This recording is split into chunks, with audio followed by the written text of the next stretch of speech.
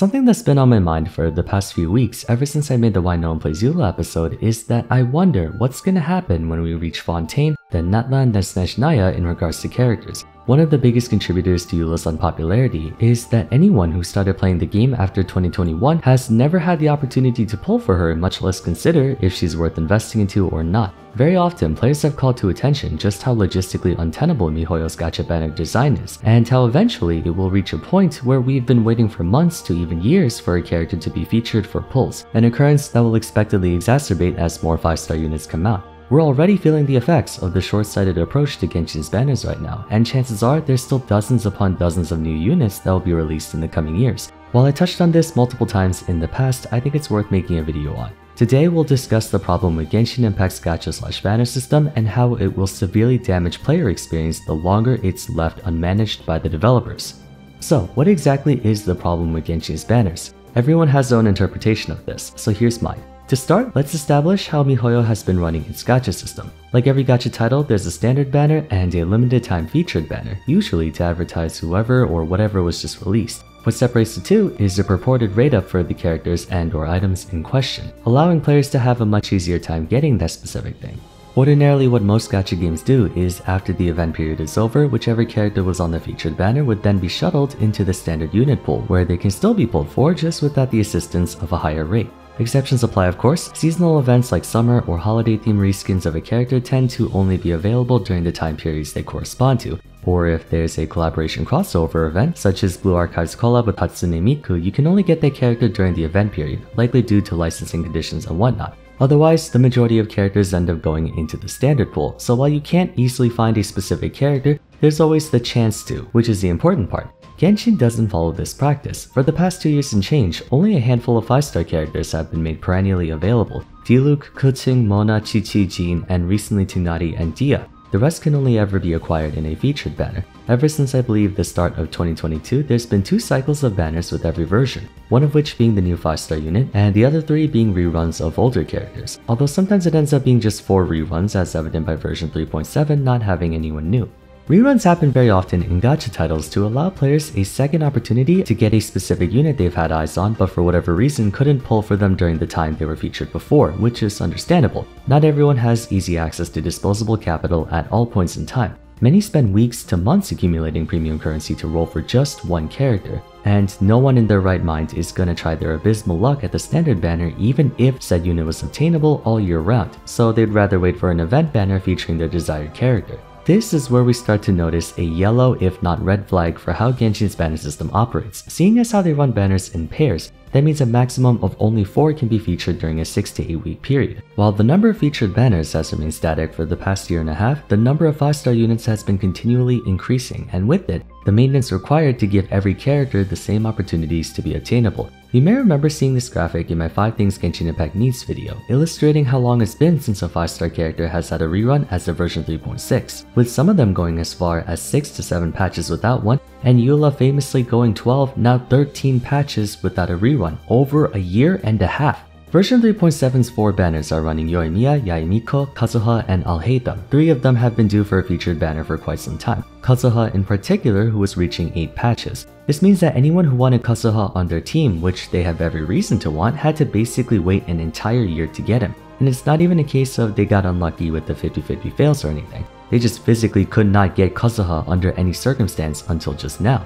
Genshin Impact is a title rich with narrative storytelling, character exposition, and lore. An immeasurable amount of attention is given to just about all of them, leading to a sense of immersion and depth you don't really see in other gachas. That's what I think draws many people to Genshin. In other games like Fire Emblem Heroes or Final Fantasy Brave Exvius, the characters you pull for are summoned from other worlds to assist you during your quest. Mostly for fan service, they have no pertinence to the story. That narrative disconnect allows you to get away with some fun activities, such as the Konosuba gacha game having collaborations with Overlord and ReZero, or Azure Lane having a Hololive collab. But as far as story involvement, they're mutually exclusive. In Genshin, however, the characters in your roster are not just tools for battle, they have their own place in the game's universe. The interactions you have with them in-game allow you to form a deeper connection with them, subsequently increasing your desire to want them on your team. And it's also the primary reason why people didn't like having Aloy, because she didn't belong in the Genshin mythos. Where I'm going with this is that Genshin's units are not just for combat. Players fawn over them just like they would any other anime character, making it all the more frustrating to find out you have no way of adding them to your party.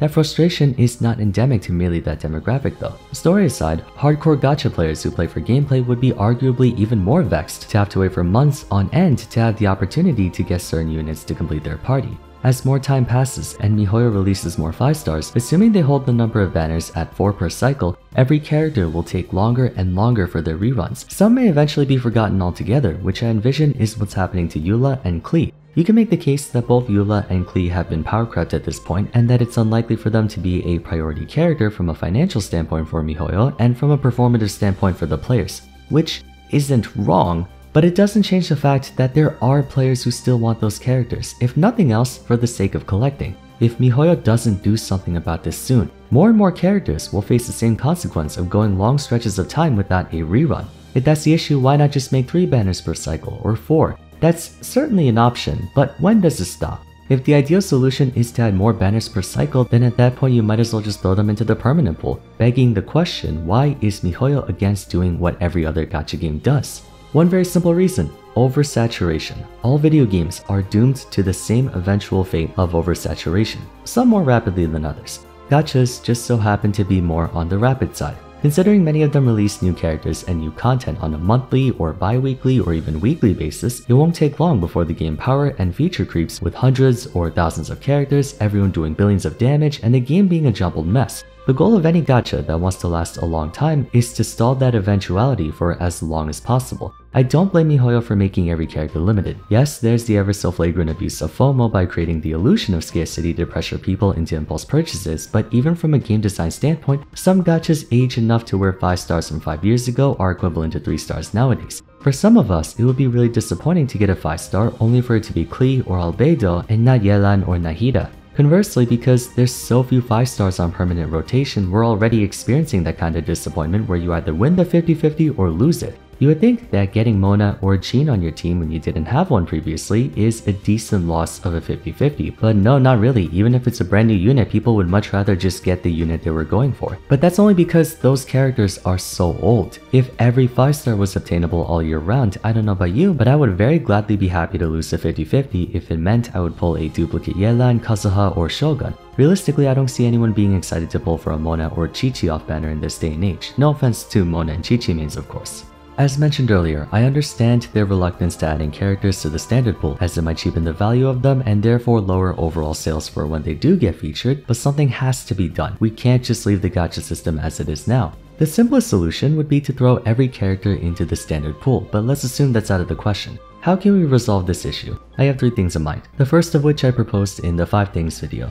What they could do is add older units into the standard pool, as in those who came out a long time ago. For example, if a character has been out for X amount of time, then they should just automatically go into the standard pool, but we can make it so that time frame is a very long one. That way, it can still satisfy MiHoYo's desire to uphold that sense of urgency, where if you don't pull for them now, you have to wait a long time, while preventing the undesirable outcome of a 5 star not getting a rerun for years. For the sake of argument, let's say a full version. So at the start of Sumeru, all version 1 characters should have been added to the standard pool with the exception of plot significant ones like the Archons. So according to that, Klee, Child, Albedo, Ganyu, Xiao, Hutao, Eula, and Kazuha should all be included. Then when Fontaine rolls around, version 2 characters can be added. Ayaka, Yoimiya, Kokomi, Ito, Sunhe, maybe skip Yaimiko, Ayato, and Yelan. That would ensure the more recent characters maintain their freshness in a manner of speaking, while older units don't get neglected. It doesn't need to be implemented in that exact way, but by adding a time buffer of some sort, we can at the very least delay the eventual oversaturation of characters in the standard pool. Besides, Genshin rarely releases new characters. Adding 8 or so every year isn't too bad compared to other gachas adding like 30 or 40.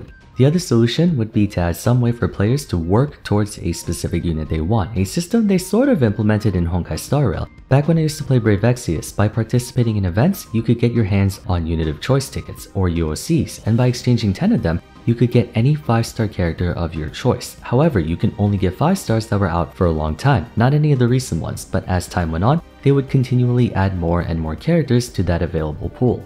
Granted, FFBE's gameplay was predicated on acquiring copious amounts of duplicate characters to obtain their Trustmaster and Super Trustmaster rewards, but point being, it was an effective way for players to deliberately choose which characters they wanted, either for function or for personal collection. In Star Rail, they have a similar unit of choice experience, where by pulling 300 times on the standard banner, you can get any of the standard pull 5 stars. MiHoYo should introduce a unit of choice system for Genshin. For example, you know how every flagship event has a crown of insight that's used to max out a character's talent, right? Perhaps they can add another item per flagship event, and when you get 5 of them, you can obtain a 5-star character of your choice. Alternatively, they can make it a battle pass thing where if you reach level 50, you get that item, and by completing 5 battle pass cycles, you can get your character. It's not overly gratuitous to where players are being showered in 5 stars, but it could be something to work towards. For free-to-plays, it can help them get a unit that's essential to rounding out their team composition, and for pay-to-wins, they get a free constellation or something. The game hasn't stepped up its rewards in a very long time. I think by now the player base is deserving of a few concessions, because think about it like this. As it stands, the gacha system is a major source of frustration, especially for players who've been patiently waiting for a certain unit to be featured. Make them wait too long and you run the risk of losing them altogether. By satisfying at least a small craving for them, if we want to call it that, you can keep them around for longer. In the world of business, that's called a loss leader. Genshin's always been parsimonious, even down to the number of free mochems you get per month. But by being too stingy, you'll end up driving potential spenders away. I think one way they can alleviate that is by adding a unit of choice system. But if either of those two situations doesn't seem appealing to MiHoYo for whatever reason, my third one is a bit of a hybrid between the first and second. They can do set rotations, which can potentially replace reruns altogether. You know how the weapon banner has 2 weapons you can choose from via the epitomized path? I don't see why they can't do that for characters. Make it so multiple 5 stars are featured on a set banner and then have the player decide which one they want as their hard pity. That way, players can work towards their unit of choice while possibly getting new 5 stars at the same time, killing 2 birds with 1 stone. For instance, let's say during one set rotation we have Sunhe, Hutal, and Ito. Some players may be missing 1, 2, or all 3. Instead of having to whale for each one separately, they can work on getting all of them. Profitability-wise, it doesn't affect MiHoYo's bottom line as much as one would think. There are so many 5-star characters in the game now, and you'd be hard-pressed to find a free-to-play player with even half of them. Pulling on a banner with 3 or 4 potential new 5 stars sounds more enticing than pulling for them individually, because that way you're guaranteed to get something new as opposed to standalone banners giving you either that character or just nothing.